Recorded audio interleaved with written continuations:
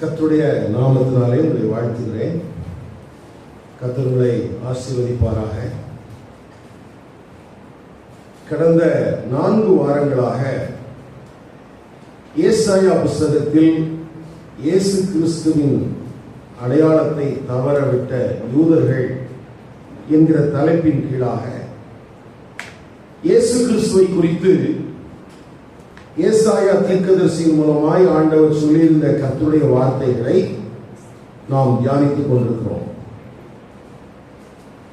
இஸ்ரவேலர்கள் ஏன் இயேசு கிறிஸ்துவை குறித்த தீர்க்க தரிசனத்தை தவறவிட்டார்கள் என்று பார்க்கும்போது, ஏசாயா புத்தகத்துல தாசன் அல்லது வேலைக்காரன் அப்படிங்கிற பதம் இஸ்ரவேலுக்கு சொல்லப்பட்டிருக்கிறது. ஒரு சிறப்பான சாட்சிக்காக சொல்லப்பட்டிருக்கிறது. கோரேஸ் ராஜாவுக்கு சொல்லப்பட்டிருக்கிறது. எலியாக்கீம் என்கிற ஒரு மனிதனுக்கு சொல்லப்பட்டிருக்கிறது. அதை தொடர்ந்து இயேசு கிறிஸ்துவுக்கும் தாசன் என்கிற வார்த்தை பயன்படுத்தப்பட்டிருக்கிறது. இப்படி ஒரே புஸ்தகத்துல தாசன் என்கிற பதம் வேறு வேறு அர்த்தத்தோடு பயன்படுத்தப்பட்டிருக்கிறதுனாலேயோ என்னவோ இஸ்ரவேல் ஜனங்கள் அந்த தீர்க்கதரிசன புஸ்தகத்தை தங்களுடைய கரங்களிலே வைத்திருந்தாலும் அவர்கள் இந்த வசனத்தை சரியாக புரிந்து கொள்ளாமல் இயேசு கிறிஸ்துவை அவர்கள் நிராகரித்ததை குறித்து கடந்த நாட்களில் 4 செய்தியாக நாம் தியானித்திருக்கிறோம். இன்றைக்கு அதை தொடர்ந்து 5வது செய்தியாகவும் கடைசியாகவும் ஏசாயா 53ஆம் அதிகாரத்திலிருந்து நாம் கர்த்தருடைய வார்த்தைகளை தியானிக்க போகிறோம். இந்த ஏசாயா 53ஆம் அதிகாரம் அடிக்கடி நாம் பிரசங்கங்களிலே மேற்கோளாக கேட்டிருப்பதற்கு வாய்ப்பு இருக்கிறது. ஆகவே இது இயேசு கிறிஸ்துவை குறித்து தீர்க்க தரிசனமாக எழுதப்பட்டிருக்கிற கர்த்தருடைய வார்த்தை என்பதை நாம் எல்லாரும் நன்றாகவே அறிந்திருக்கிறோம். ஆனாலும் இதில் கவனிக்க வேண்டிய மிக முக்கியமான ஒரு காரியம் இருக்கிறது. அதை நாம் கவனத்தில் கொண்டு இந்த கர்த்தருடைய வார்த்தைகளை தியானிக்க கர்த்தருடைய ஆவியானவர் நம்மை பலப்படுத்துவாராக. இங்க பாருங்க, ஸ்கிரீன்ல டிசிவி டிரான்ஸ்லேஷன்ல இருந்து உங்களுக்கு இந்த அந்த 53ஆம் அதிகாரத்தினுடைய பகுதிகள் போடப்பட்டிருக்கு. அதுல ரெட்டில மார்க் பண்ணியிருக்கிறது எங்களுடைய, நம்மை, நாம், நாமும். நம்ம பைபிளே அப்படிதான் இருக்கு. உங்க கையில் இருக்கிற பைபிளை பாருங்க. எங்கள் மூலமாய். 2ஆம் வசனத்துல நாம், நாமும் இருக்கா? அடுத்தது 4ஆம் வசனத்துல பாருங்க, உண்மையாகவே அவர் நமது வேதனைகளை ஏற்றுக்கொண்டு நமது நோய்களையும் குறைகளையும் சுமந்தார். நாமோ எங்கள், நமக்கு, நாம் எல்லாரும், நம்ம எல்லாருடைய. இந்த முதல் 6 வசனத்துக்குள்ள இந்த எங்களுடைய, நம்மை அப்படிலாம் சொல்லப்பட்டிருக்கிற அந்த வார்த்தை யாரை குறிக்கிற வார்த்தையாக இருக்கிறது? யாராவது சொல்ல முடியுமா? ஏன்னா முதல் 9 வசனம் வரைக்கும் ஒரு டெக்ஸ்ட். அந்த 9 வசனத்துக்குள்ள முதல் 6 வசனத்துல மட்டும் இப்படி சில பதங்கள் இருக்கிறது. நாம், நாம் எல்லாரும்.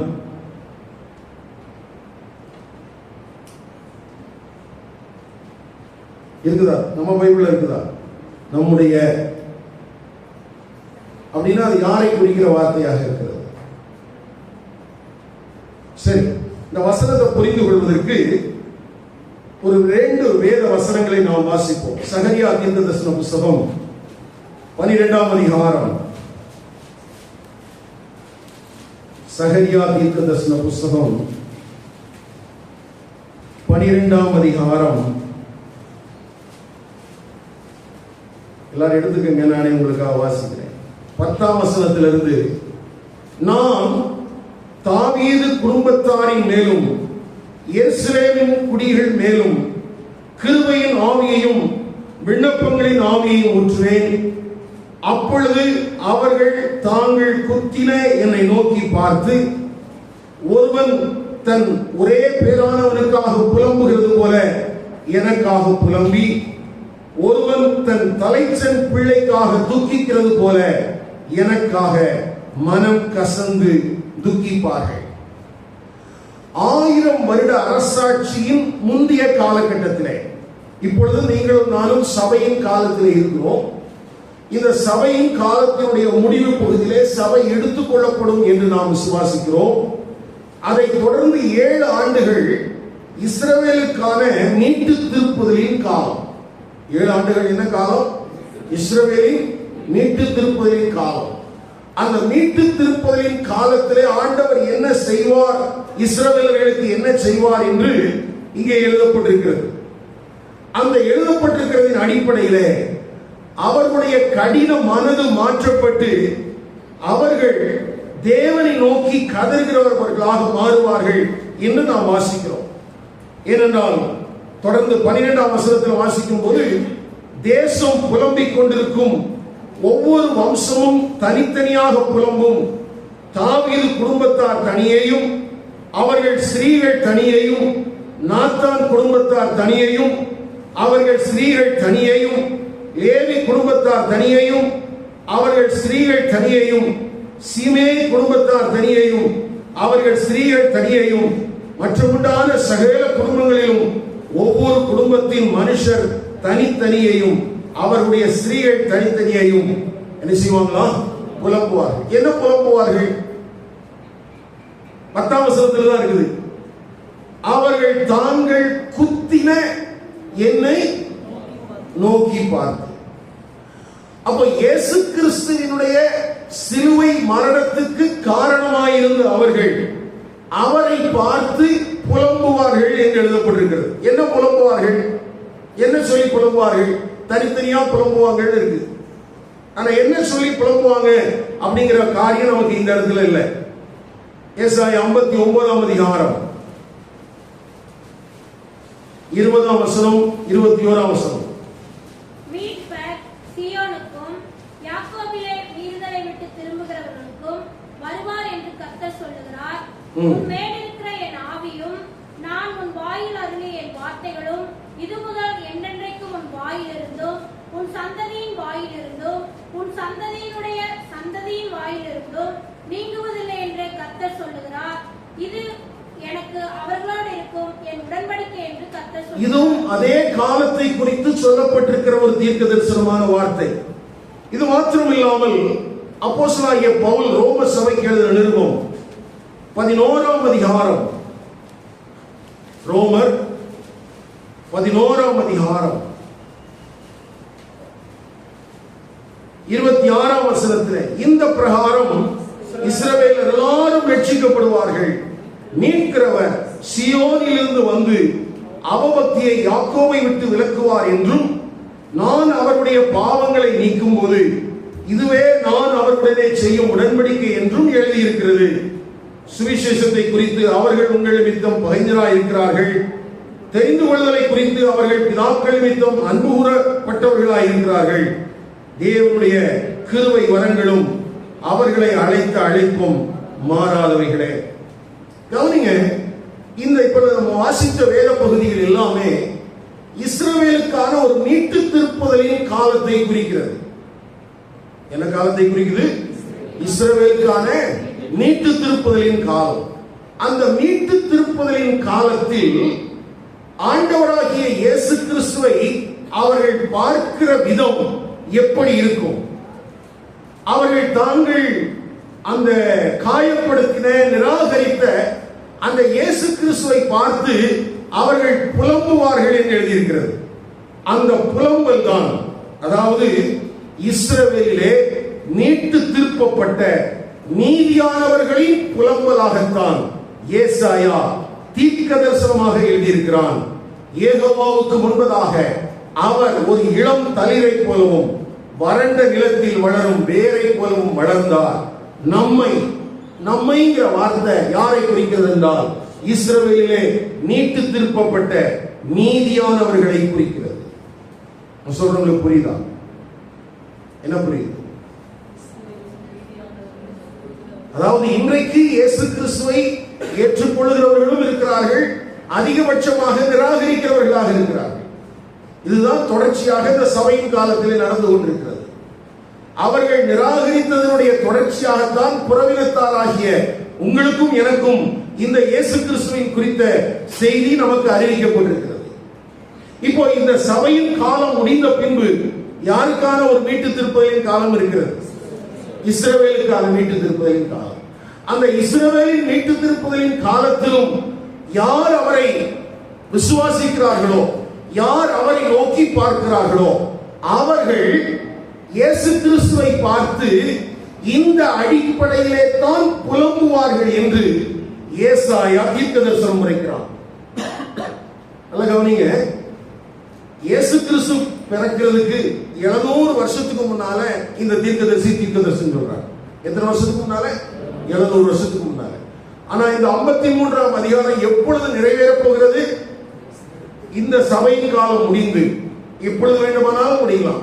ஒருவேளை 2050 என்று வைத்துக் கொள்ளுங்கள். 2050 முடிந்த பிறகு 7 வருடம் அவர்களுக்கான மீட்டு திருப்பலின் காலம் 2057.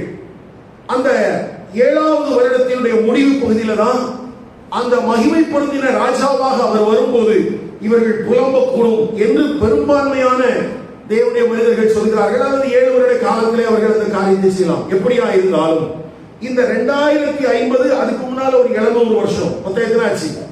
2757 வருஷத்துக்கு முன்னாலேயே இந்த தீர்க்கதரிசி அந்த மீதியானவர்கள் எப்படி புலம்புவார்கள் என்று தீர்க்கதரிசனம் சொல்லியிருக்கிறார். ஆனா நம்ம வாசிக்கும் போது அந்த வார்த்தைகளை நாம் கவனிக்கிறது இல்லை. ஒருவேளை நம்மைன்னு சொல்லியிருக்கிறதுனால நாம் நமக்கு என்று எடுத்துக்கொள்ளோமோ எனக்கு தெரியல. பாருங்களேன், 3ஆம் வசனத்திலிருந்து நான் நம்ம பைபிளை வாசிக்கிறேன். அவர் அசட்டை பண்ணப்பட்டவரும் மனுஷரால் புறக்கணிக்கப்பட்டவரும் துக்கம் நிறைந்தவரும் பாடு அனுபவிக்கிறவருமாயிருந்தார். அவரை விட்டு நம்முடைய முகங்களை, இந்த நம்முடையங்கிறது யாரை குறிக்கிறது? இஸ்ரவேலில் நீதியான மீட்டு திருப்பப்பட்டவர்கள். நம்முடைய முகங்களை மறைத்துக் கொண்டோம். அவர் அசட்டை பண்ணப்பட்டிருந்தார், அவரை எண்ணாமற் போனோம். மெய்யாகவே அவர் நம்முடைய பாடுகளை ஏற்றுக்கொண்டு நம்முடைய துக்கங்களை சுமந்தார். நாமோ அவர் தேவனால் அடிபட்டு வாதிக்கப்பட்டு சிறுமைப்பட்டவர் என்று எண்ணினோம். நம்முடைய, அதாவது இஸ்ரவேலில் மீட்டு திருப்பப்பட்ட அந்த மீதியானவர்கள் அவங்க சொல்றாங்க, மீறுதல்களின் நிமித்தம் அவர் காயப்பட்டார், நம்முடைய அக்கிரமங்களின் நிமித்தம் அவர் நொறுக்கப்பட்டார், நமக்கு சமாதானத்தை உண்டு பண்ணும் ஆக்கினை அவர் மேல் வந்தது, அவருடைய தழும்புகளால் குணமாகிறோம். அப்போ இந்த முதல் 9 வசனமும் நீட்டு திருப்பப்பட்ட இஸ்ரவேலில் நீதியானவர்கள் அன்றைக்கு இயேசுவை குறித்து பாடுகிற ஒரு மேசியாவின் புலம்பல் பாட்டாக எழுதப்பட்டிருக்கிறது. இந்த பாட்டு மேசியாவை குறித்த புலம்பல் பாட்டு. நல்ல கவனிங்க, சில நேரத்தில் நம்ம தீர்க்க தரிசன புஸ்தகங்களை காலங்களை மனதில் வைக்காமலேயே நாம் வாசித்து விட்டு போகிறோம். இந்த கால நேரத்தில் கர்த்தருடைய ஆவியானவர் நம்முடைய மனக்கண்களை திறப்பாராக. திரும்ப சொல்றேன், இந்த செய்தி எப்படி எழுதப்பட்டிருக்கிறது? தீர்க்க தரிசனமாக. ஆனால் அது நிறைவேற வேண்டிய காலம் எப்பொழுது? இஸ்ரவேலின் மீட்டு திருப்பலின் காலத்துல. மீட்டு திருப்பப்பட்ட அந்த மீதியானவர்கள், ரெமனன்ட்ஸ் என்று சொல்லுகிறவர்கள், அவங்க தான் இந்த பாடலின் அடிப்படையில் ஆண்டவரை பார்த்து என்ன செய்வாங்களாம்? புலம்புவார்களாம். யோசிச்சு பாருங்களேன். அப்போ ஏசாயா தீர்க்க தரிசனம் உரைக்கும் போது மேசியாவை குறித்த தீர்க்க தரிசனமாக நாம் ஏற்கனவே 4 பகுதிகளை பார்த்திருக்கிறோம். 42ஆம் அதிகாரத்தினுடைய 9 வசனம், 49ஆம் அதிகாரத்தினுடைய 13 வசனம், 50ஆம் அதிகாரம் 4ஆம் வசனத்திலிருந்து 11ஆம் வசனம் வரைக்கும், ஏற்கனவே 52ஆம் அதிகாரத்தினுடைய கடைசி 3 வசனங்கள், இதெல்லாம் பார்த்திருக்கிறோம். இது எல்லாம் நேரடியாக மேசியாவை குறித்து சொல்லப்பட்டிருக்கிற தீர்க்க தரிசனமான வசனங்கள்.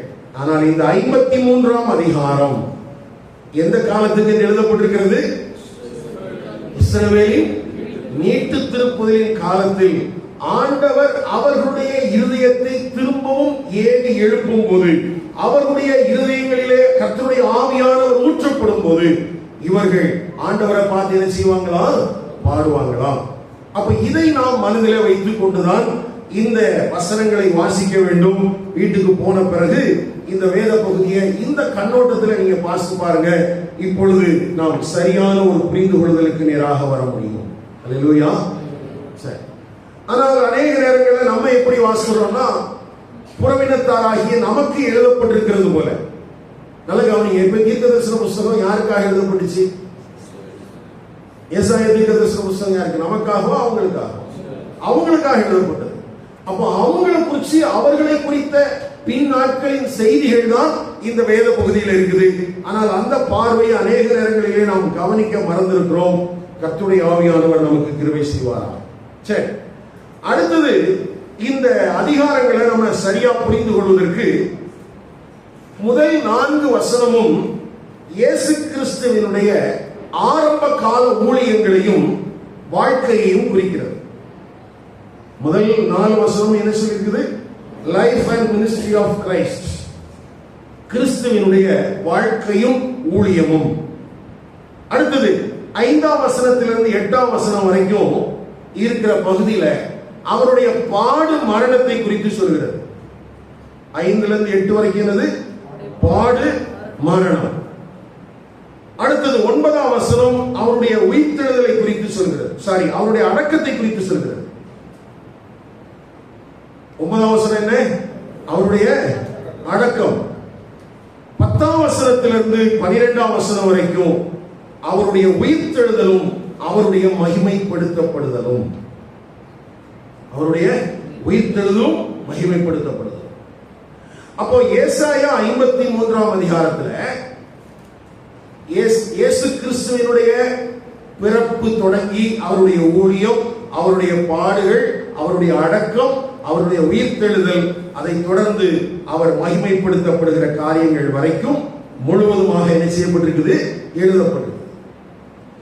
இதுல நம்ம கவனிக்க வேண்டிய மிக முக்கியமான ஒரு காரியம் என்ன அப்படின்னு பாத்தீங்கன்னா, 5ஆம் வசனத்திலிருந்து 8ஆம் வசனம் வரைக்கும் அவருடைய மரணத்தை குறித்து எழுதப்பட்டிருக்கிறது. எதை குறித்து எழுதியிருக்குது? மரணத்தை குறித்து. அந்த மரணத்தை குறித்து எழுதும் போது அது எப்படிப்பட்ட மரணம், அதாவது சிலுவை பாடுகளை வர்ணிப்பதற்காக இன்றைக்கு நான் பேச போவதில்லை. சிலுவையிலே இயேசு கிறிஸ்து பட்ட பாடுகளை நாம் வர்ணிப்பதற்கு எவ்வளவு வார்த்தைகளை பயன்படுத்தினாலும் அது போதாது. ஆனால் இந்த இடத்துல நமக்காக அவர் அடைந்த மரணம்,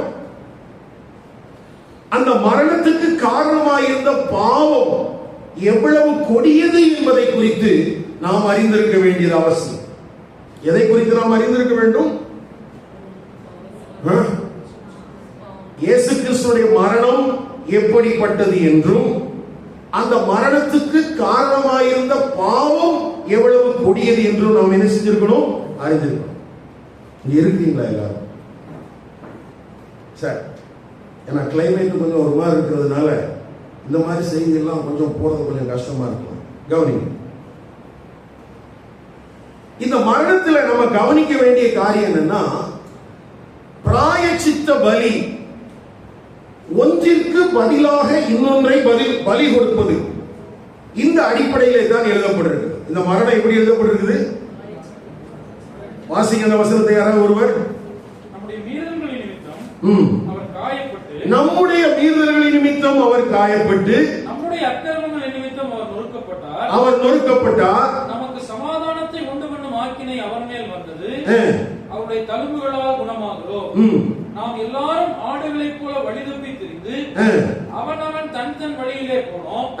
கர்த்தரோ நம் எல்லாருடைய அக்கிரமத்தையும் அவர் மேல் விழப்பண்ணினார். அவர் நெருக்கப்பட்டும் ஒடுக்கப்பட்டும் இருந்தார். ஆனாலும் தம்முடைய வாயை அவர் திறக்கவில்லை. அடிக்கப்படும்படி கொண்டு போகப்படுகிற ஒரு ஆட்டுக்குட்டியை போலவும், தன்னை மயிர் கத்தரிக்கிறவனுக்கு முன்பதாக சத்தமிடாதிருக்கிற ஆட்டை போலவும் அவர் தம்முடைய வாயை திறவாதிருந்தார். இடுக்கணிலும் நியாய தீர்ப்பிலும் இருந்து அவர் எடுக்கப்பட்டார். அவருடைய வம்சத்தை யாரால் சொல்லி முடியும்? கவனிங்க. இயேசு கிறிஸ்துவினுடைய சிலுவை மரணத்தை நாம் விசுவாசிக்கிற போது அதை குறித்து அப்போஸ்தலனாகிய பவுல் எழுதும்போது என்ன எழுதியிருக்கிறார்னா, நம்முடைய பாவம் அவருடைய கணக்கிலும் அவருடைய நீதி நம்முடைய கணக்கிலும் வர வைக்கப்படுகிறது. எப்படி வர வைக்கப்பட்டிருக்கிறது? நம்முடைய பாவம் அவருடைய கணக்கிலும் அவருடைய நீதி நம்முடைய கணக்கிலும் வர வைக்கப்பட்டிருக்கிறது. இப்போ இதுதான் சப்ஸ்டிடியூஷன், அதாவது ஒன்றிற்கு பதிலாக. அதே நேரத்தில் இம்ப்யூட்டேஷன், அதாவது கணக்கு வர வைக்கப்பட்டிருக்கிறது. தமிழ்ல அதுக்கு என்ன வார்த்தை பயன்படுத்தி இருக்கிறாங்கன்னா எண்ணப்பட்டது. அதை குறித்து அப்போஸ்தலனாகிய பவுல் ரோம சபைக்கு எழுதும் போது, ஆபிரகாம் விசுவாசித்தான், அது அவனுக்கு நீதியாக எண்ணப்பட்டது. அவனுக்கு அது நீதியாக எண்ணப்பட்டது என்பது அவனுக்காக மாத்திரமல்ல, நமக்காகவும் எழுதப்பட்டிருக்கிறது. அப்படி போல ஆண்டவராகிய இயேசு கிறிஸ்துவை மரித்தோரிலிருந்து எழுப்பினவரை விசுவாசிக்கிற நமக்கும் அப்படியே எண்ணப்படும். அப்படியானால் ஆபிரகாம் வாக்குத்தத்தங்களை விசுவாசித்தான், வாக்குத்தத்தங்களை கொடுத்த தேவனை விசுவாசித்தான். அப்படி விசுவாசத்தின் அடிப்படையில் தேவனுடைய நீதி அவனுடைய கணக்கில் வர வைக்கப்பட்டு அவன் தேவனுக்கு முன்பதாக நீதிமானாக்கப்பட்டான். அவன் தேவனுக்கு முன்பதாக நீதிமானாக்கப்பட்டான். அப்படி போல ஆண்டவராகிய இயேசு கிறிஸ்துவை மரித்தோரிலிருந்து எழுப்பினவரை விசுவாசிக்கிற நம்முடைய வாழ்க்கையிலேயும் நம்முடைய பாவம் அவருடைய கணக்கிலும் அவருடைய நீதி நம்முடைய கணக்கிலும் என்ன செய்யப்படுகிறது? வரவு வைக்கப்படுகிறது. அப்போ இந்த இம்ப்யூட்டேஷன், சப்ஸ்டிடியூஷன், இதை குறிச்ச சிலுவை மரணத்தின் காரியங்கள் தான் இந்த 5ஆம் வசனத்திலிருந்து 8ஆம் வசனம் வரைக்கும் எழுதப்பட்டிருக்கிறது. இதுதான் முதல் முறையா எழுதப்பட்டிருக்குதா அப்படின்னு கேட்டீங்கன்னா இல்ல. ஆதாம் பாவம் செய்து அவன் தேவ மகிமையற்றவனாக போனதே ஒரு மிருகம் அவனுக்காக அடிக்கப்படுகிறது. அங்கேயே ஆண்டவர் இந்த சப்ஸ்டிடியூஷன் அப்படிங்கிற பிராயச்சித்தம் என்கிற ஒன்றை கொண்டு வந்து விட்டார்.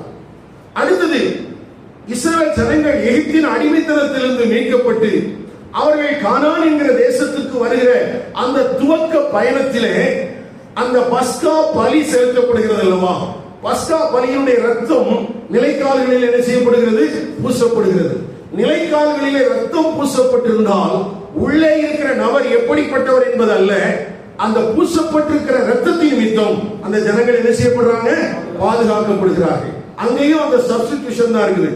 அடுத்தது பழைய ஏற்பாட்டினுடைய எல்லா பலியின் பிரமாணங்களும் இரத்த பலிகள் எல்லாமே இதை மையப்படுத்தி தான் இருக்குது.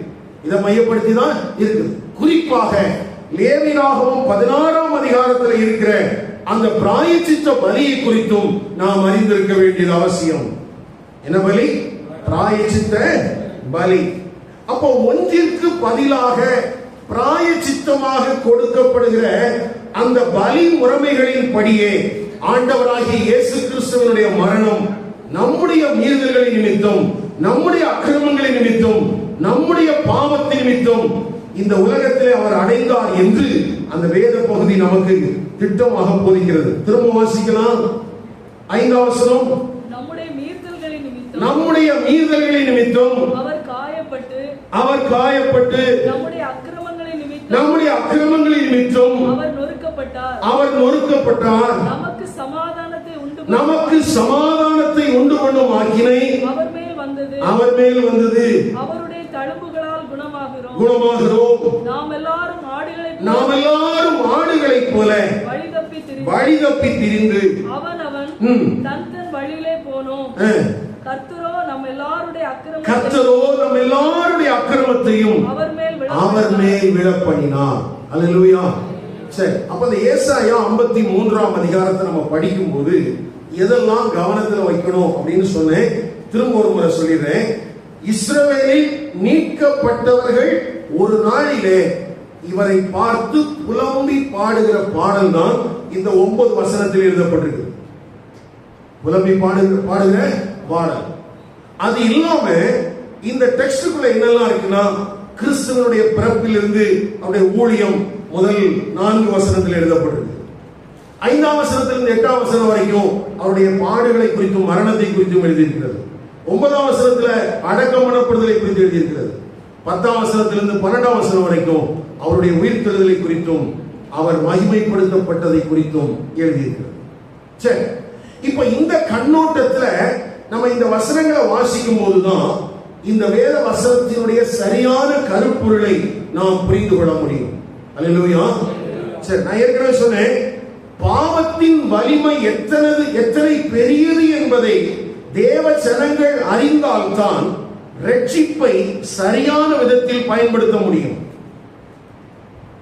அநேக நேரத்தில் இன்னைக்கு பாவத்தை குறித்த பார்வை நமக்கு சரியான விதத்தில் இல்லாததினால் நாம் ரட்சிப்பை குறித்த விதத்தில் ரொம்ப கரிசனையற்றவர்களாக இருக்கிறோம்.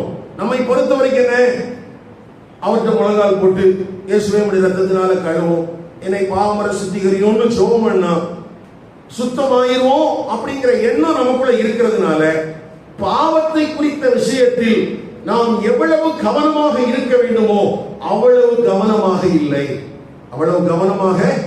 அது நமக்கு எளிதான ஒன்றாக இருக்கிறது. ஏன்னா நம்மளை பொறுத்தவரை என்ன பண்ணா போதும், அவர் சமூகத்தில் வந்து இயேசுவே நம்முடைய ரத்தத்தினால கழுவோம் அப்படின்னு சொன்னா போதும் அப்படிங்கறத நம்ம பிள்ளைகளுக்கும் நமக்கும் சொல்லி மனசுல பதிஞ்சிருக்கிறதுனால நம்மை பொறுத்த வரைக்கும் பாவம் என்பது ஒரு பெரிய விஷயமே அல்ல. இருக்கிறீங்களா? இங்க லேவியராகமம் 16ஆம் அதிகாரம்.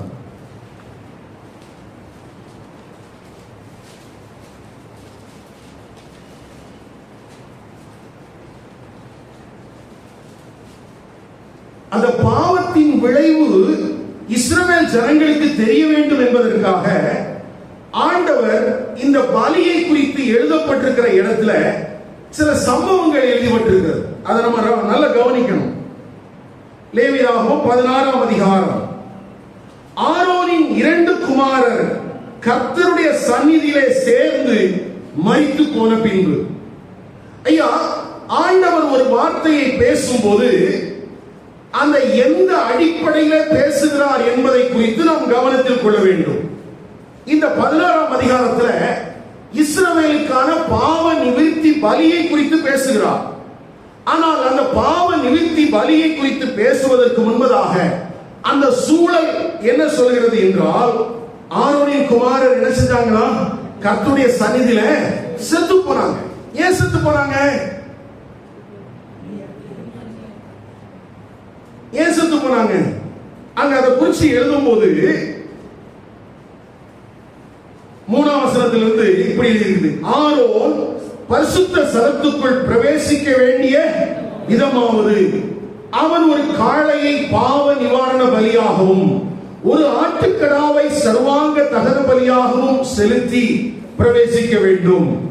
அவன் பரிசுத்தமான சணல் நூல் சட்டையை தரித்து தன் அறைக்கு சணல் நூல் சல்லடத்தை போட்டு சணல் நூல் இடைக்கச்சையை கட்டி சணல் நூல் பாகையை தரித்துக் கொண்டிருக்க வேண்டும். அவைகள் பரிசுத்த வஸ்திரங்கள். அவன் ஜலத்திலே ஞான ஸ்நானம் பண்ணிக்கொண்டு அவைகளை தரித்துக் கொண்டு இஸ்ரவேல் புத்திரராகிய சபையாரிடத்திலே பாவ நிவாரண பலியாக 2 வெள்ளாட்டு கடாக்களையும் சர்வாங்க தகன பலியாக ஒரு ஆட்டுக்கடாவையும் வாங்க கடவுள். நல்ல கவனிங்க, ஒரு வசனத்துல ஆரோனுடைய குமாரனுடைய மரணம் எழுதப்பட்டிருக்கிறது. அந்த மரணத்தை தொடர்ந்து பாவ நிவிர்த்தி செய்வதற்கான முறைமைகளை குறித்த ஒரு நீண்ட பட்டியல் போடப்பட்டிருக்கிறது. என்ன வசனம் போட்டிருக்கணும், எப்படி ரத்தம் சிந்தப்படணும், எப்படி பாவ நிவாரணம் செலுத்தணும், அதை எப்படி தேவனுடைய சமூகத்துக்கு கொண்டு வரணும் சொல்லி அந்த முறைமைகள் எல்லாம் சொல்லப்பட்டிருக்குது. அப்படின்னா ஆண்டவர் இந்த வேத பகுதியில தேவ ஜனங்களுக்கு கற்றுக் கொடுக்கிற ஒரு பாடம் என்ன அப்படின்னு பார்த்தா, பாவம், பாவத்தினால் வந்த மரணம், அதை தொடர்ந்து வர வேண்டிய ரட்சிப்பு எந்த அடிப்படையில இருக்கிறது என்றால் ஒரு நீண்ட ஒரு ப்ராசஸ் இருக்கு. பாவத்துக்கான நிவாரணத்தை செலுத்தக்கூடிய ஒரு ஆசாரியன், ஒரு ஆரோ, அவன் தன்னுடைய வஸ்திரத்திலே கவனமாக இருக்க வேண்டி இருக்கிறது. அவன் தன்னை சுத்திகரித்துக் கொள்ள வேண்டிய முறைமை இருக்கிறது. அவன் அந்த பாவ நிவாரண பலியை செலுத்தி அந்த ரத்தத்தை எடுத்துக்கொண்டு அவன் உள்ளே பிரவேசிக்க வேண்டியது அவசியமா இருக்கிறது. தெளிக்க வேண்டிய இடங்களிலே ரத்தத்தை தெளிக்க வேண்டி இருக்கிறது. அது மாத்திரமல்ல, ஜனங்களுக்காகவும் அவன் பாவ நிவர்த்தி யாருக்கு செலுத்த வேண்டியிருக்கிறது என்று ஒரு நீண்ட பட்டியல் அங்கே போடப்பட்டிருக்கிறது. அப்போ ஆண்டவர் என்ன கற்றுக் கொடுக்க விரும்புகிறார்னா, பாவம் அப்படிங்கிறது எவ்வளவு கொடியது என்பதையும் அந்த பாவத்திற்கான பரிகாரம் எவ்வளவு கவனமாக செய்யப்பட வேண்டியது என்பதையும் இஸ்ரவேல் ஜனங்களுக்கு ஆண்டவர் கற்றுக் கொடுக்க விரும்பினார். இஸ்ரவேல் ஜனங்களுக்கு கற்றுக் கொடுக்க விரும்பினார். ஆனால் அநேக நேரங்களிலே நம்மை பொறுத்த வரைக்கும் பொதுவாக புதிய ஏற்பாட்டு திருச்சபையில் இருக்கிற ஜனங்களுக்கு பாவ மன்னிப்பு என்பது மிகவும் எளிதாக கிடைத்து விடுகிற ஒன்றாகத்தான் இருக்கிறது. அதனால நம்மை பொறுத்த வரைக்கும் பாவம் என்பது கொடிதானதாக தெரிவதே இல்லை. பாவம் என்பது எப்படி இல்லை? கொடிதானதாக இல்லை. ஈஸி. முதல்லலாம் நாங்க ரட்சிக்கப்பட்டு சபையில வந்த போது ஒருத்தன் பாவத்திலிருந்து மனம் திரும்பணும் அப்படின்னு சொன்னா அவன் கண்டிப்பா உபவாச ஜெபத்துக்கு வரணும். உபவாச ஜெபத்தில் கலந்துகிட்டு தன்னுடைய பாவத்தை அறிக்கையிட்டு அவன் மன்னிப்பு கேட்டு அழுகிறத அந்த சபை அல்லது அந்த ஊழியன் பார்க்கணும். அடுத்தது, ஒருவேளை அந்த செஞ்ச பாவத்தினால அந்த சபையில யாருக்காவது பாதிப்பு வந்தா மனப்பூர்வமா வந்து மன்னிப்பு கேட்கணும். மன்னிப்பு கேட்டு அதுக்கு பிறகுதான் சபையின் ஐக்கியத்துல கர்த்தருடைய பந்தியில பங்கெடுக்க முடியும். கர்த்தருடைய பந்தியில பங்கெடுக்க முடியும். அப்படி கர்த்தருடைய பந்தியில வரும்போதும் ஊழியக்காரர் ஒருவேளை அவனுடைய மனம் திரும்புதலை குறித்து சந்தேகப்பட்டால், அவனை உண்மையாகவே மனம் திரும்பியிருக்கிறானா என்பதை குறித்த விஷயத்தில் அவருக்குள்ள கேள்விகள் இருந்தால் அந்த நேரத்திலே கேட்பார். கேட்டுட்டு அந்த பதில் அவருக்கு திருப்தியா இருந்தா கம்யூனியன் கொடுப்பாங்க. அப்படி இல்லைன்னா அவனுக்கு 3 மாசம் கம்யூனியன் கொடுக்க மாட்டாங்க. அந்த 3 மாசத்துக்குள்ள அவன் மரித்து போனால் அல்லது அவருடைய குடும்பத்தில் ஏதாவது ஒரு காரியம் நடந்துச்சுன்னா அதுல சபை பங்கெடுக்காது. இது எல்லாம் தமிழ்நாட்டில் இப்படி ஒரு மரபு இருந்துச்சு. சபை இப்படி எல்லாம் என்ன செஞ்சது இருந்தது. ஆனா இன்னைக்கு அந்த மன்னிப்பு கேட்பதோ பாவத்துக்காக வருவதோ சபைக்குள்ள இல்லவே இல்லை. அதனால நம்மை பொறுத்த வரைக்கும் பாவம் செய்வதும் எளிது, மன்னிப்பு கேட்பது அதை விட எளிது. இந்த அடிப்படையில தான் நம்ம பழக்கப்பட்டிருக்கிறோம். நல்ல கவனிங்க. பாவ மன்னிப்பு தேவனிடத்தில் கேட்டுவிட்டேன் என்று சொல்கிறவர்களே, நீங்கள் செய்த பாவத்தினால் பாதிக்கப்பட்டவர்களிடத்திலே என்றைக்காயிலும் நீங்கள் மன்னிப்பு கேட்டிருக்கிறீர்களா?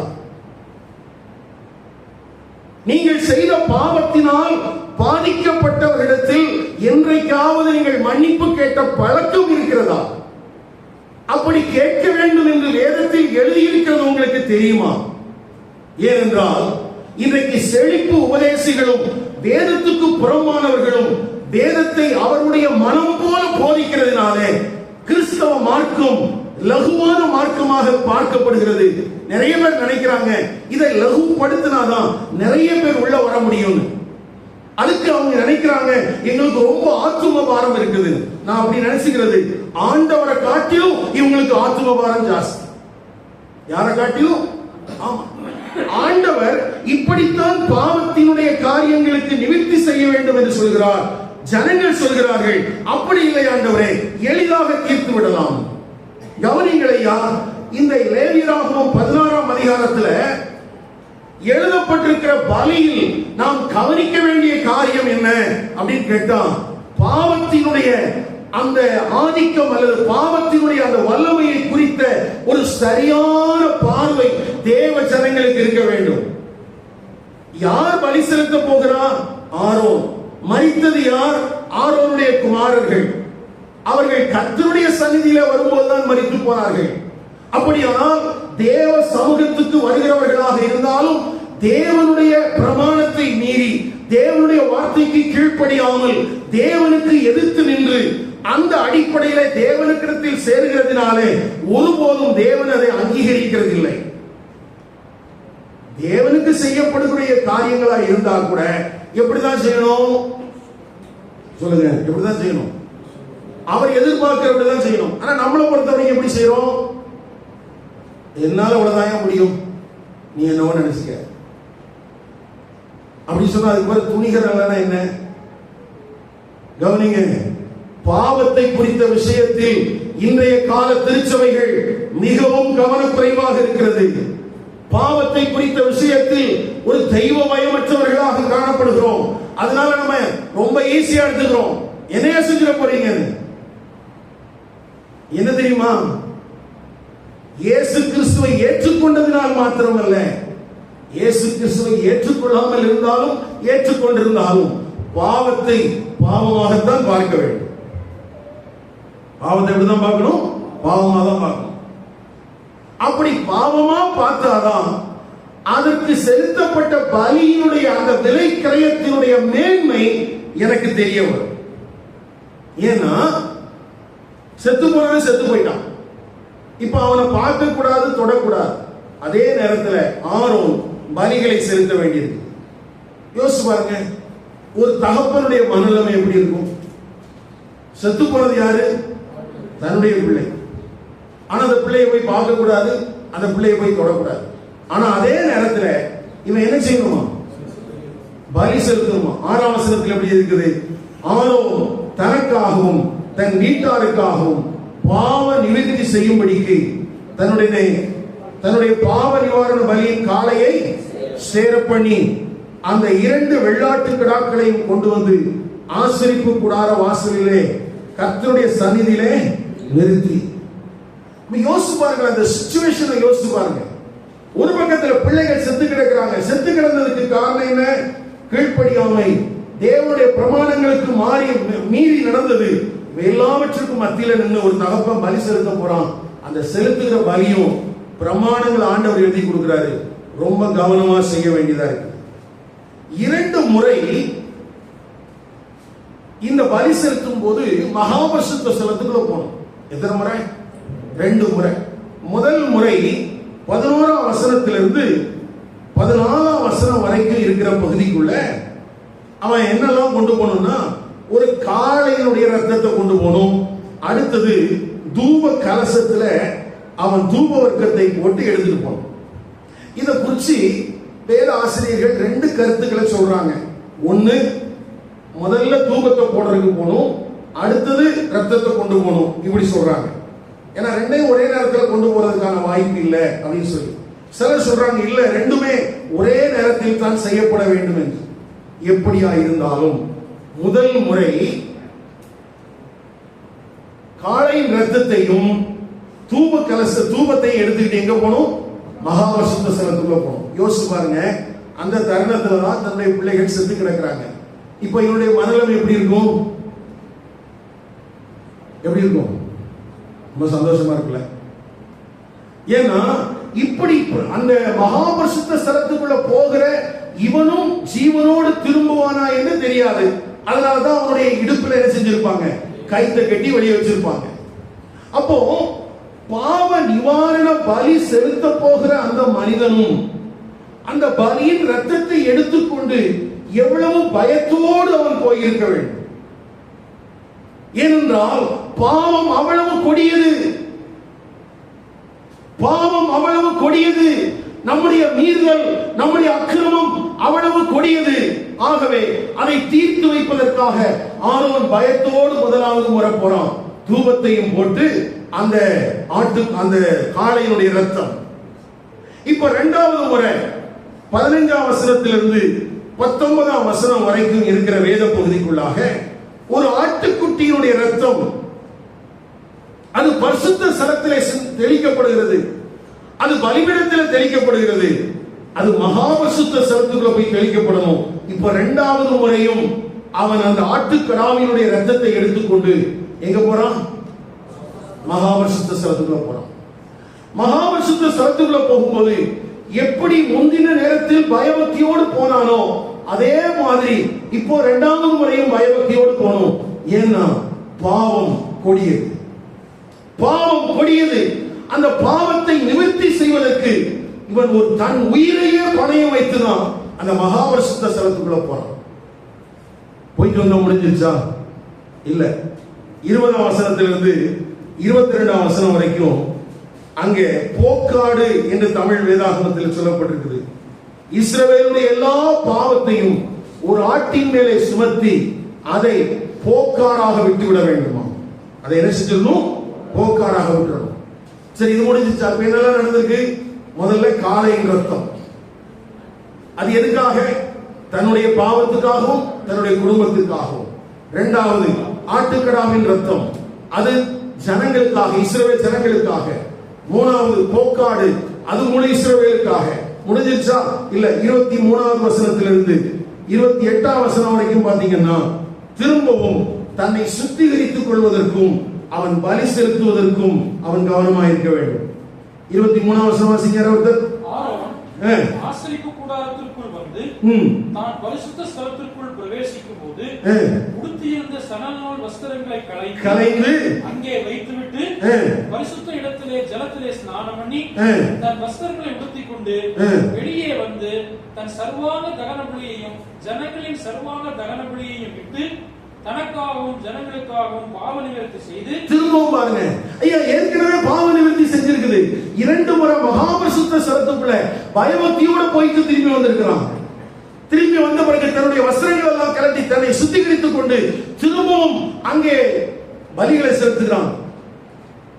பலியை செலுத்தின பிறகு அதோட முடிஞ்சிருச்சா? இல்ல. 29ல இருந்து 34ஆம் வசனம் வரைக்கும் பாத்தீங்கன்னா 7ஆம் மாதம் 10ஆம் தேதியிலே சுதேசியானாலும் உங்களுக்குள்ளே தங்கும் பரதேசியானாலும் தங்கள் ஆத்துமாக்களை தாழ்மைப்படுத்துவதுமின்றி ஒரு வேலையும் செய்யாமல் இருக்க வேண்டும். இது உங்களுக்கு நித்திய கட்டளையாய் இருக்க கிடவது. அந்த நாட்களை எப்படி ஆசரிக்கணும்? அது ஒரு விசேஷித்த ஓய்வு நாளாக. அப்போ ஒரு பாவம், அந்த பாவத்துக்கான நிவாரணம் என்ன செய்யப்படுகிறது? முதல் முறை ஒரு காளையினுடைய ரத்தத்தோடு மகாபரிசுத்த ஸ்தலத்துக்குள்ள போறான். அதே நேரத்தில் தூபம் காட்டிக்கிட்டே போகணும். இரண்டாவது முறை ஆட்டுக்குட்டியினுடைய ரத்தம், அந்த ரத்தத்தோட மகாபரிசுத்த ஸ்தலத்துக்குள்ள போறான். மூன்றாவது ஒரு போக்காடு, இஸ்ரவேலுடைய எல்லா பாவத்தையும் அந்த ஆட்டின் மேலே சுமத்தி அதை போக்காடாக விடுகிறார்கள். திரும்பி வந்து தன்னை சுத்திகரித்துக் கொள்கிறான். திரும்பவும் சர்வாங்க தகன பலிகளை செலுத்துகிறான். திரும்பவும் பாவ நிவாரண பலிகளை செலுத்துகிறான். அப்படி செலுத்திட்டு அதுக்கு பிறகு இருக்கிற ஓய்வு நாள்ல அந்த ஜனங்கள் எல்லாரும் சேர்ந்து தேவனுடைய சமூகத்தை எப்படி ஆசரிக்கணுமா? 30ஆம் வசனம் எப்படி எழுதப்பட்டிருக்கிறது? கர்த்தருடைய சந்நிதியில் உங்கள் பாவம் எல்லாம் நீங்கி சுத்திகரிக்கப்படும்படி அந்த நாளில் உங்களை சுத்திகரிக்கும் பொருட்டு உங்களுக்காக.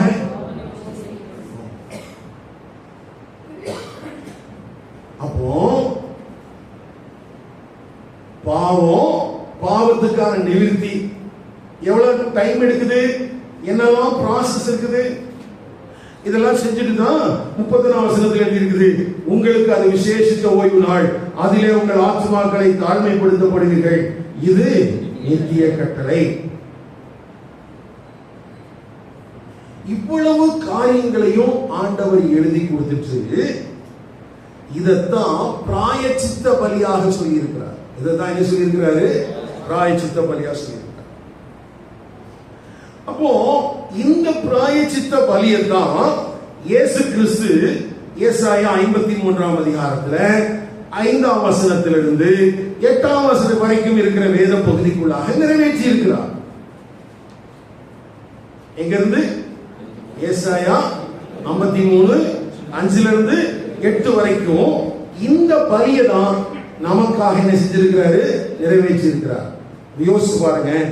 ரிப்பீட்டட் வாஷிங்ஸ், ஒரு காளையின் ரத்தம், ஆட்டுக்குட்டியினுடைய ரத்தம், போக்காடு, அதுக்கு பிறகு சர்வாங்க தகன பலி, அதுக்கு பிறகு தகன பலி, இப்படி எல்லாம் கொடுத்து அந்த பலிகளெல்லாம் செலுத்தினாலும் திரும்பவும் ஆண்டோடைய சமூகத்துல தங்களை தாழ்த்தும்படிக்கு ஜனங்கள் எங்கேயும் போகாம எங்க உட்கார்ந்துருக்கணும்? அங்க உட்கார்ந்து. இப்ப இதை படிக்கும் போது உங்களுக்கு என்ன தோணுது? சொல்லுங்க.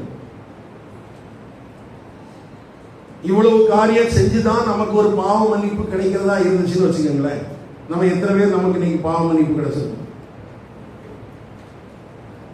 சொல்லுங்க. கொஞ்சம் கஷ்டம் தான்.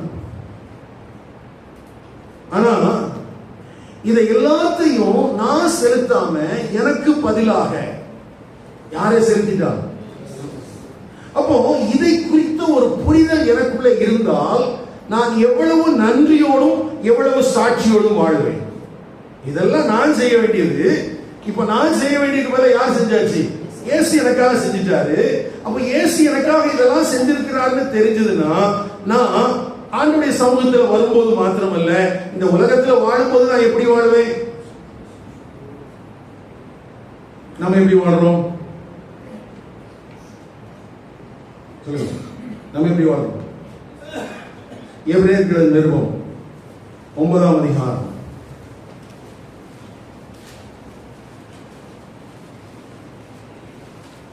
11ஆம் வசனத்திலிருந்து 14ஆம் வசனம்.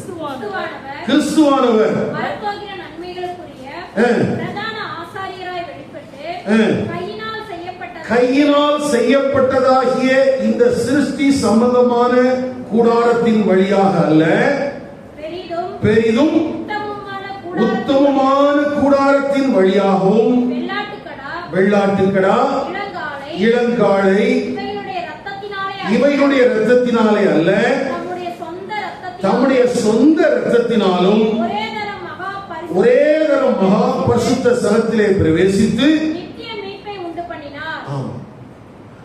அங்கே ஆசாரியன் அவன் திரும்ப திரும்ப போயிட்டு வரணும். அதான் நான் சொன்னேன், முதல் முறை காளையோட போகணும், தூப கலசத்தோட போகணும், அடுத்தது ஆட்டுக்குட்டியினுடைய ரத்தத்தோட போகணும், அதுக்கப்புறம் தன்னை சுத்திகரித்து, அவ்வளவு ப்ராசஸ் இருக்குது. ஆனா இங்க இயேசு கிறிஸ்து சொல்லும்போது ஒரே தரம் மகாபரிசுத்த ஸ்தலத்திலே பிரவேசித்து நித்திய மீட்பை நசிச்சிருக்கிறாரு, உண்டு பண்ணியிருக்கிறார்.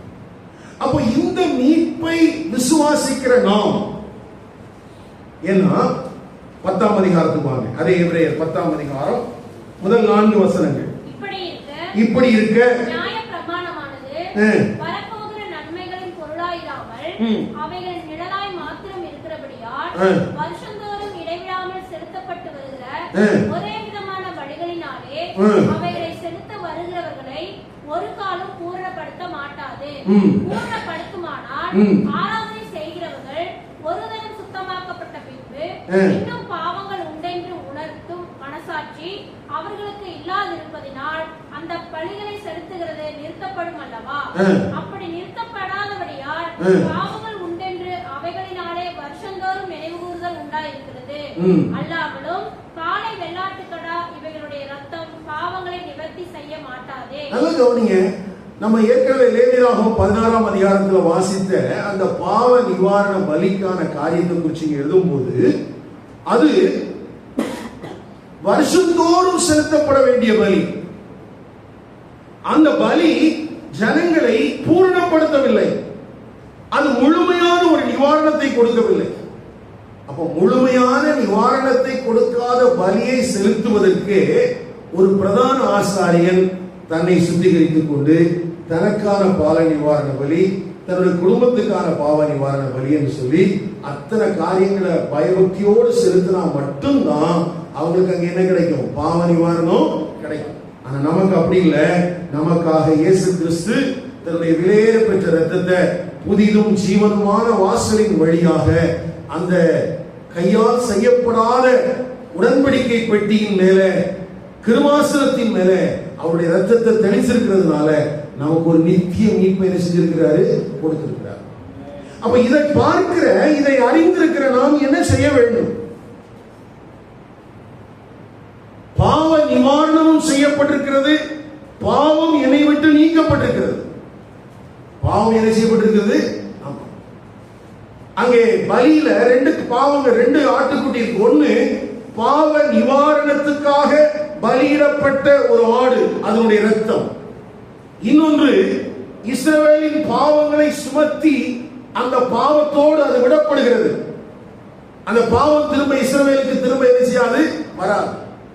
அப்ப பாவ நிவாரணமும் பாவம் நீக்கப்படுதலும், பாவ நிவாரணமும் பாவம் நீக்கப்படுதலும் அன்றைக்கு இஸ்ரவேல் ஜனங்களுடைய வாழ்க்கையில வருஷந்தோறும் செய்யும்.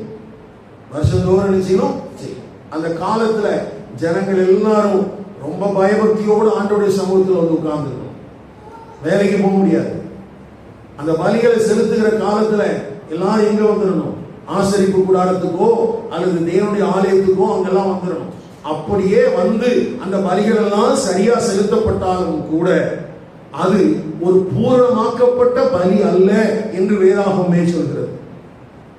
ஆனா ஆண்டவராகிய இயேசு கிறிஸ்து உங்களுக்காகவும் எனக்காகவும் நம்முடைய மீறுதல்களின் நிமித்தம், நம்முடைய அக்கிரமங்களின் நிமித்தம் அவர் பாடுபட்டதினாலே நமக்கு கிடைத்திருக்கிற மீட்பு ஒரு நித்திய மீட்பாக இருக்கிறது. நமக்கு கிடைத்திருக்கிற மீட்பு என்னது? நித்திய மீட்பு. அப்ப நித்திய மீட்பை பெற்றிருக்கிற நாம் எப்படி வாழ வேண்டும்? சொல்லுங்க, எப்படி வாழணும்? பார்த்துக்கலாமா? நாம் பலி செலுத்த வேண்டிய அவசியம் இல்லாதபடிக்கு நமக்காக கர்த்தராகிய இயேசு கிறிஸ்து பலி செலுத்தி விட்டார். ஆகவே பாவத்தின் அகோரத்தை குறித்த ஒரு சரியான புரிதல் இல்லாமல், பரிசுத்தத்தை குறித்த ஒரு நேசம் இல்லாமல் சபையில் வாழ்வது என்பது ஆபத்தானது. ஐயா கவனியுங்கள், பாவத்தை குறித்த விஷயத்தில் நீங்கள் எச்சரிக்கையாயிராமல் கவனக்குறைவாக வாழ்வது உங்களுக்கு ஆபத்து. நான் சொன்னேன் முதல்ல, ஒரு நாள்ல சபையில இப்படி எல்லாம் செஞ்சாங்க. எப்படி?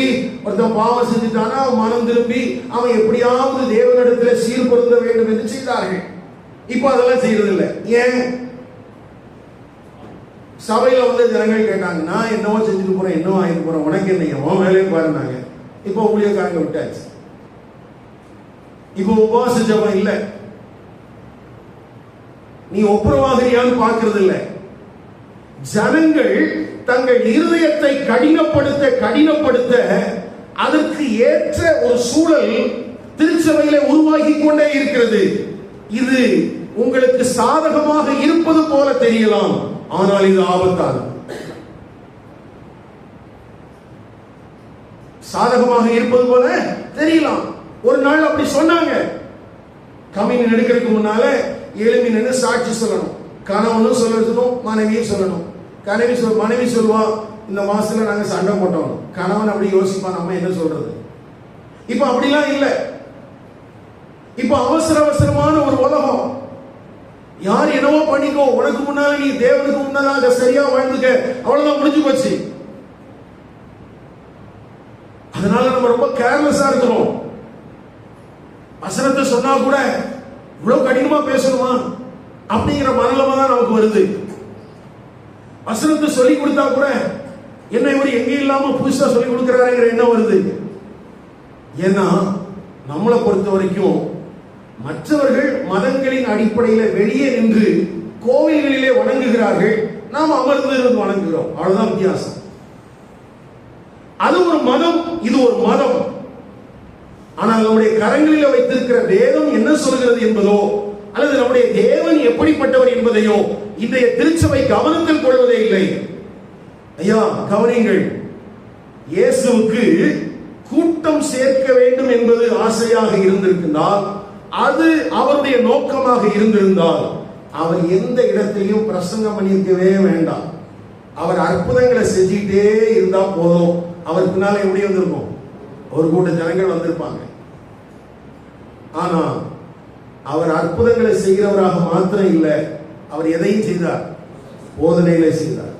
எதன் அடிப்படையில் 120 பேர் தங்கினார்கள்? அற்புதங்களின் அடிப்படையிலா, போதனையின் அடிப்படையிலா? ஆதி திருச்சபை எந்த அடிப்படையில உருவானது? ஐயா, அற்புதங்களின் அடிப்படையில் அல்ல. கூட்டத்தை சேர்ப்பது இயேசு கிறிஸ்துவின் நோக்கமாக இருக்கவில்லை. அதனாலதான் 570 வருஷத்துல வந்த முகமதிய மார்க்கத்தார் என்ன சொல்றாங்க?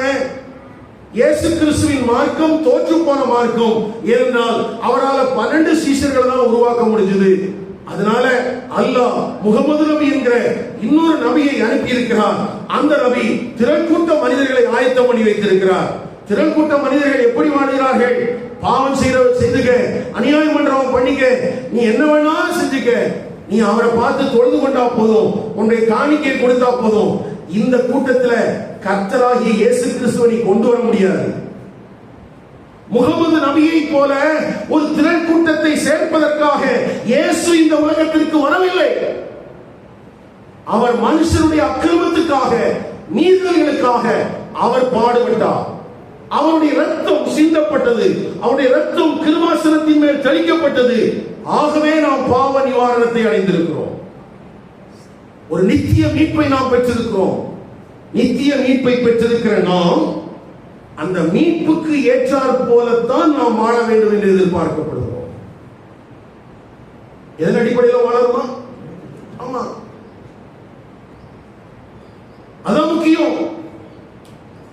சபையில திரள் கூட்டங்களை சேர்ப்பதும் கட்டிடங்களை கட்டுவதும் தேவனுடைய ராஜ்யத்தின் பணி என்று அநேகர் நினைக்கிறார்கள்.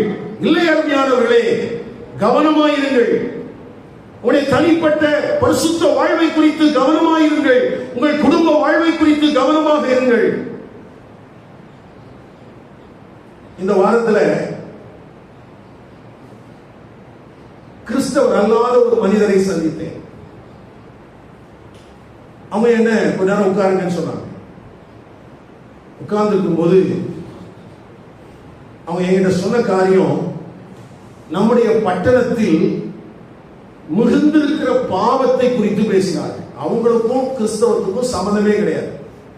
ஆனா அவங்க என்ன சொன்ன காரியம், நம்முடைய தேசத்தில், அதாவது நம்ம ஈரோடு மாவட்டத்தில் பாவம் நாம் நினைக்கிறதை காட்டிலும் பெருகி இருக்கிறது. அந்த பாவத்தின் மஞ்சனை இங்குதான் இருக்குதுன்னு நான் சொல்ல முடியாத அளவுக்கு எல்லா பக்கத்திலையும் இருக்குது அப்படின்னு சொல்லி அவங்க சில எக்ஸாம்பிள்லாம் சொன்னாங்க. அவங்க சந்தித்த மனிதர்கள், அவர்களுக்குள்ள இருக்கிற பாவத்தினுடைய வஞ்சனைகள் அதெல்லாம் என்ன சொல்லும் போது, ஆதியாகமம் 19ஆம் அதிகாரத்துல சோதோமின் பாவம் என்று பார்க்கிறோமே, அந்த சோதோமின் பாவம் நம்முடைய பட்டணத்தையும் பிடித்திருக்கிற ஒரு பொல்லாத காலத்திலே வாழ்ந்து கொண்டிருக்கிறோம் என்பதை புரிந்து கொண்டேன். அப்ப நான் சொன்னேன், ரொம்ப பயமுறுத்துறீங்களா என்ன அப்படின்னு. இல்ல, உங்க வீட்லயும் பிள்ளைங்க இருக்காங்க, என் வீட்லயும் பிள்ளைங்க இருக்காங்க, கவனமா இருங்க. யோசிச்சு பாருங்க, ஒரு தேவனை அறியாத விக்கிரகங்களை சேவிக்கிற ஒரு மனிதன் பாவத்தை பார்க்கிற விதம், பாவத்தை பார்த்தவுடன் எச்சரிக்கிற விதம்.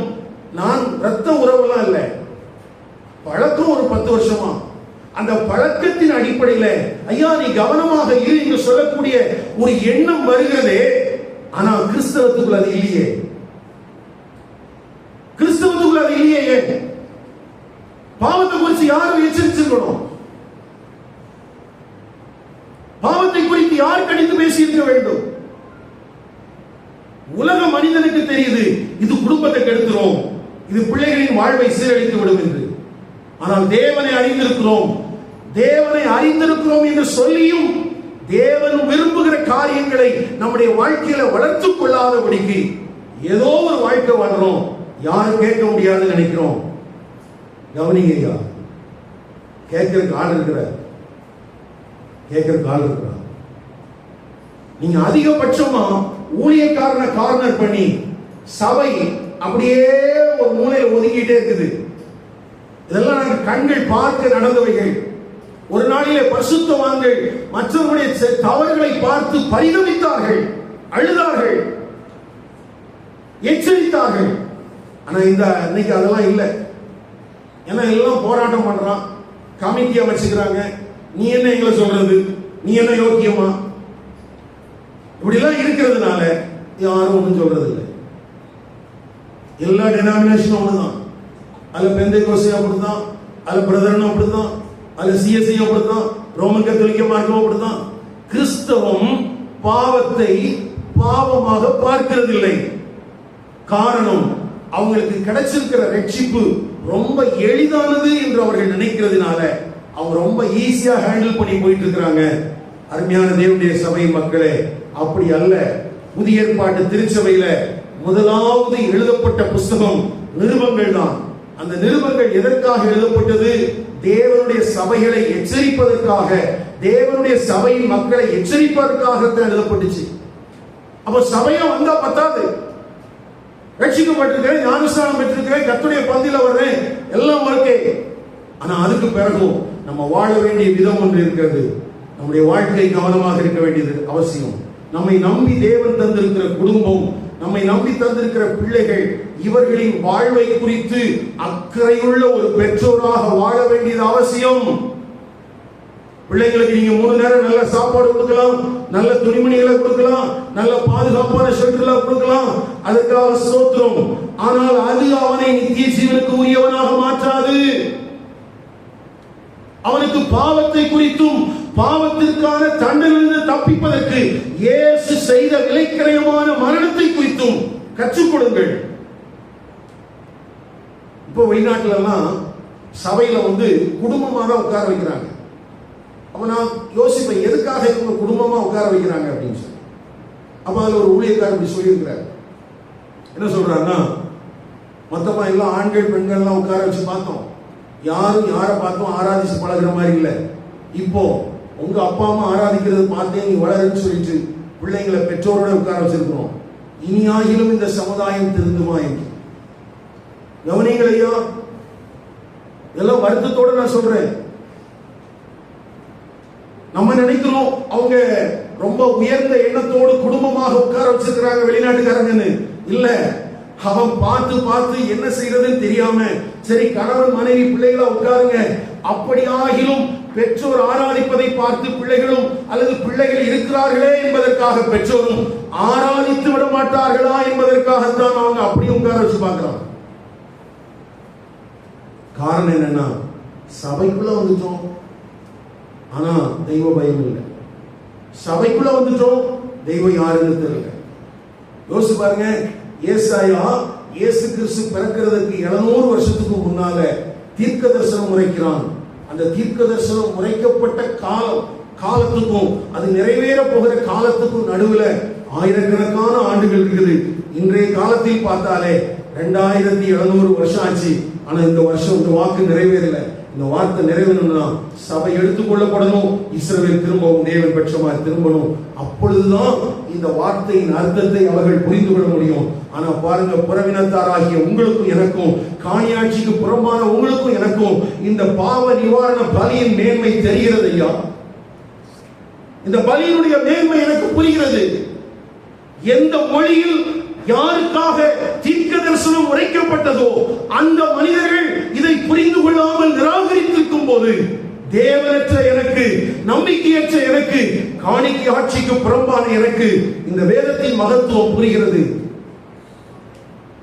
இந்த ரட்சிப்பின் தேவனை பரிசுத்த ஆவியானவர் எனக்கு சுட்டி காட்டுகிறார். அப்படின்னா இது எவ்வளவு பெரிய அன்பு, எவ்வளவு பெரிய கிருபை. இதை பெற்றிருக்கிற நான் எவ்வளவு கவனமாய் வாழ வேண்டும். ஒருவேளை அந்த இஸ்ரவேல் ஜனங்களுக்கு அவங்க மீதியானவர்களாக மீட்கப்பட்ட பிறகு அவங்க யோசிச்சு பார்த்தா அவங்க சந்ததியில அநேகர் காணாம போயிருப்பாங்க. இயேசு கிறிஸ்து பிறந்த நாள் முதல் கொண்டு அவர் ஊழியம் செய்த, சிலுவையில் அறையப்பட்ட, உயிர்த்தெழுந்த காலத்திலே வாழ்ந்த அவருடைய சந்ததிகள் எல்லாம் காணாமல் போயிருக்கும். திரள் கூட்ட மனிதர்கள் அழிந்திருக்கிறாங்க. ஆனா அவங்களுக்கு கிருபையான ஒரு வாய்ப்பு கிடைக்கிறது. ஆனா உங்களுக்கு எனக்கு அப்படி இல்லை. இந்த கிருபையான ஸ்லாக்கியத்திற்கு உரியவர்களாக நாம் பிறக்கவில்லை. ஆனாலும் தேவனுடைய கிருபையினாலே நாம் தேவனுடைய சமூகத்துக்கு வந்து சென்றிருக்கிறோம். நம்ம என்ன செய்யணும்? பாவம், பாவத்தினுடைய விளைவு அது எவ்வளவு மோசமானது என்பதை முதலாவது புரிந்து கொள்ளுங்கள். அதை எளிதாக எடுத்துக் கொள்ளாதீர்கள். அதை எளிதாக எடுத்துக் கொள்ளாதீர்கள். இன்னைக்கு சொல்லிக் கொடுக்கிற மாதிரி இயேசு பாவம் இரத்தத்தினால கழுவும் அப்படின்னு சொன்ன உடனே உன் பாவம் உன்னை விட்டு போயிடும் நினைக்காத. பாவத்திற்கு விளைவுகள் உண்டு. 51ஆம் சங்கீதத்தில் தாவீது ஜெபித்தது உண்மை. ஆனா அந்த பாவத்திற்கான விளைவை அவன் கொடுத்ததும் உண்மை. 51ஆம் சங்கீதத்தை வாசித்தோட பாவம் மன்னிக்கப்பட்டுச்சா? இல்ல, பாவம் மன்னிக்கப்பட்டுச்சு. ஆனா பாவத்திற்கான தண்டனையையும் அந்த மனிதன் அனுபவித்தான். சபை முழுவதுமாக பார்ப்பதில்லை. ஏதாவது ஒண்ணு படிச்சுட்டு இதுதான் சத்தியம் நினைச்சிட்டு இருக்கிறாங்க. இல்லையா, 51ஆம் சங்கீதம் படிக்கிறது நல்லது. ஆனா அந்த பாவத்தினுடைய விளைவுகளையும் அறிந்திருக்க வேண்டியது அவசியம். தாவீது அந்த வேத பகுதியில் என்ன சொல்றான் பாருங்க. அவன் சொன்ன வார்த்தையின்படியே அவனுடைய வாழ்க்கையில் நேரிட்டதே.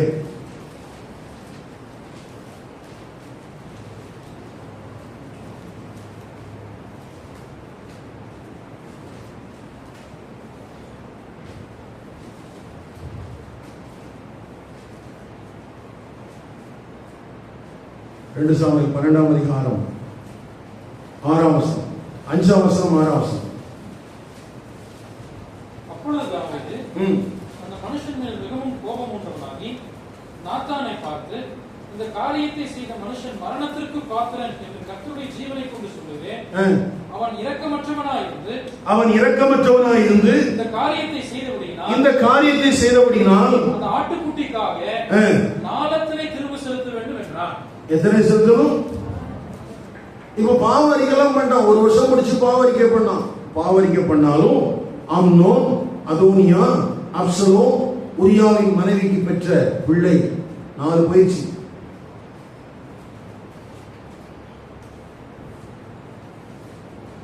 நம்ம என்ன நினைக்கிறோம்? பாவம் செஞ்சாலும் பரவாயில்ல, ஆண்டவர் மன்னிச்சிருவாரு.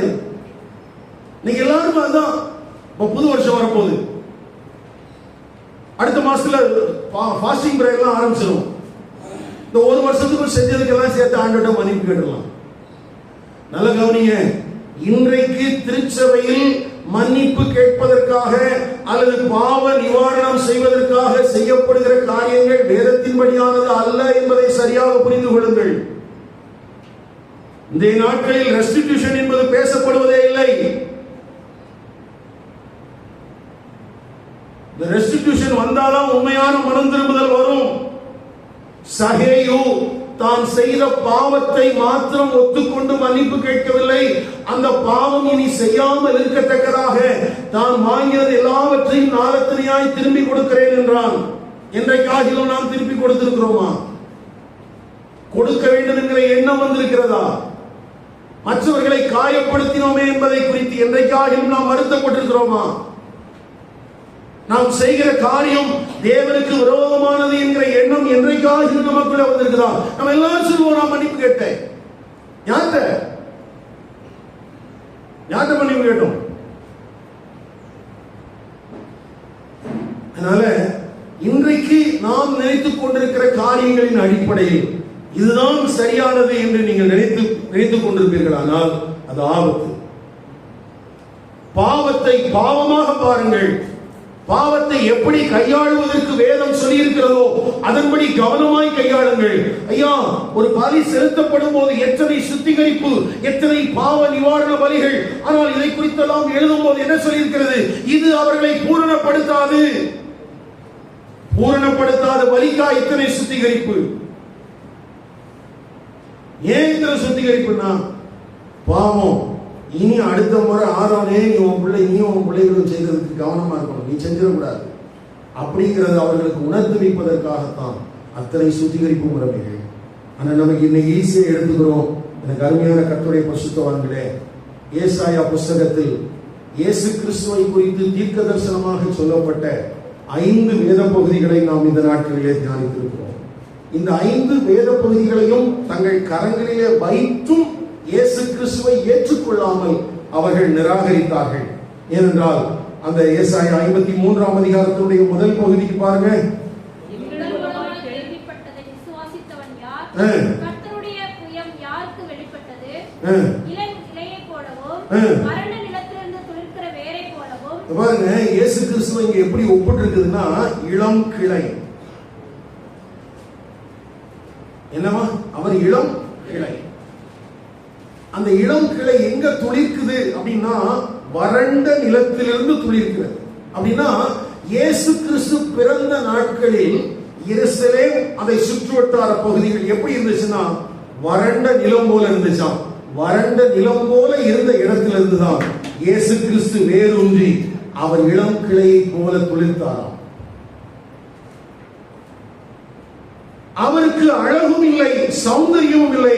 அவரை பார்க்கும் போது நாம் விரும்பத்தக்க ரூபம் அவருக்கு இல்லாதிருந்தது. அவருடைய பிறப்பின் அடிப்படையிலேயோ அவருடைய தோற்றத்தின் அடிப்படையிலேயோ வசீகரிக்கத்தக்க ஒரு உருவம் இல்லாதிருந்ததினால் அநேகரால் அவர் என்ன செய்யப்பட்டாரா? நிராகரிக்கப்பட்டார். அவர் அசட்டை பண்ணப்பட்டார். அவர் புறக்கணிக்கப்பட்டார்.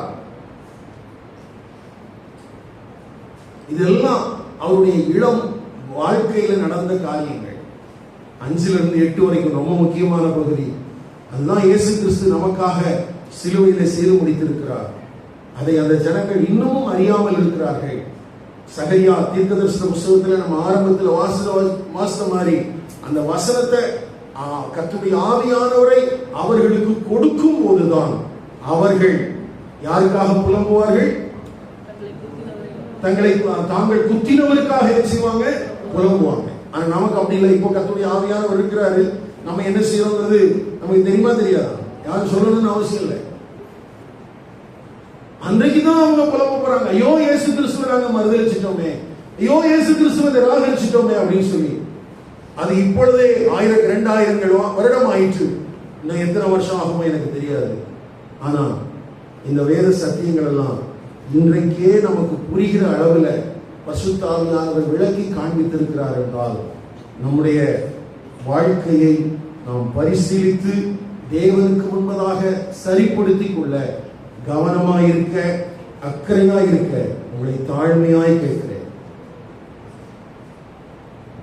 தயவு செய்து கவனமா இருக்க. நான் சில காரியங்களை சொன்னதுக்கு காரணம், ஊழியத்தினுடைய சர்க்கல்களை, ஊழியத்தில் வருகிற காரியங்களை நாங்கள் தொடர்ந்து பார்த்துட்டே வர்றோம். முதல்ல சபையின் மேல் அக்கறையோடு செயல்பட்டதை போல ஜனங்கள், தேவனுடைய ஊழியர்கள் இந்த நாட்களில் அக்கறையோடு செயல்படுவதற்கு முடிவதில்லை. இன்றைக்கு இருக்கிற தலைமுறைக்கு ஏமாற்றுகிறவர்களைத்தான் நம்புகிறார்களே ஒழிய உண்மையாய் நேசிக்கிறவர்களை நம்புவதற்கு இன்றைய ஊழியங்கள் ஆயத்தமா இல்லை. இன்றைக்கு ஜனங்கள் ஆயத்தமா இல்ல. அதனால ஒரு பெரிய பின்னடைவு ஊழியத்துல வந்துட்டே இருக்குது. இது எங்கேயோ வருதுன்னு நினைக்காதீங்க, நம்ம ஊர்ல தான் இருக்குது. ஆனா இப்படி வந்துட்டு இருக்கிற இதே காலத்துல நம்முடைய பட்டணத்திலேயே பாவம் பெருகி கொண்டே இருக்கிறது. பாவம் பெருகிறதை கிறிஸ்தவம் பார்க்கிறதோ இல்லையோ, உலக மனிதர்கள் பார்க்க தொடங்கி இருக்கிறார்கள். இனியாயிலும் விழித்துக் கொள்ளுங்கள். உலக மனிதர்கள் பார்த்து நம்மை எச்சரிக்கிற அளவுக்கு நம்முடைய பட்டணத்தின் சூழல்கள் மாறி இருக்கிறது. இந்த நாளில் ஆகிலும் தேவனுக்கு ஏற்ற வழியில் நடப்பதற்கு நீங்கள் கவனமாயிருங்கள். தேவனுக்கு உங்கள் வழியை ஒப்புவீங்கள். கர்த்தர் நம்மை ஆசீர்வதிப்பாராக. எழும்பி நிற்போம், ஜெபிப்போம்.